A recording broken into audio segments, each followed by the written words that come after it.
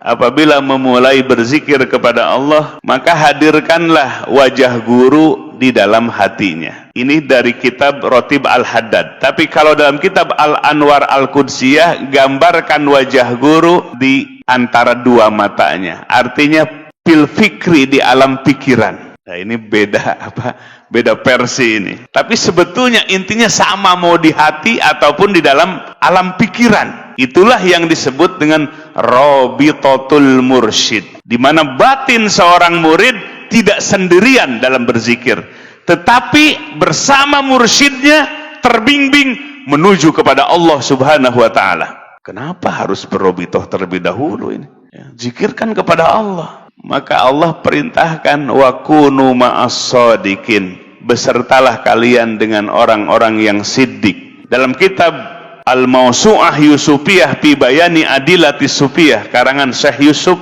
Khotor Muhammad rahimahullah mengatakan, kenapa harus robitoh dulu ke mursyid? Ayat itu menunjukkan bersamalah kalian dengan orang-orang yang siddiq. Bersama itu dalam dua bentuk. Pertama, hissiyah, secara fisik kumpul seperti ini, alhamdulillah berkumpul. Yang kedua, ma'nawiyah, secara maknawi, secara batiniyah, di mana hati merasa bersama dengan mursyid, merasa bersama dengan orang yang siddiq imannya kepada Allah Subhanahu wa Ta'ala. Apakah para sahabat berobitoh kepada Rasulullah Sallallahu Alaihi Wasallam?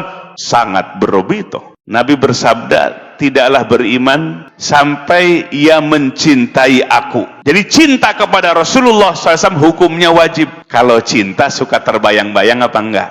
Kalau benar kita mencintai sesuatu, terbayang-bayang enggak? Orang yang sedang bercinta pasti malamnya termimpi-mimpi, siangnya mengikutin. Asa berbarengan aja. Ini semua para sahabat yang mencapai keimanannya sempurna dengan Nabi Sallallahu Alaihi Wasallam seperti itu.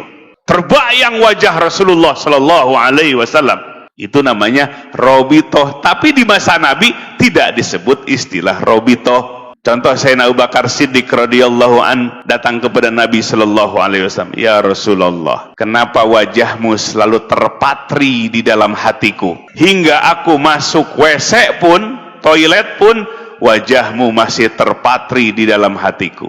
Maka Nabi senyum mendengar itu.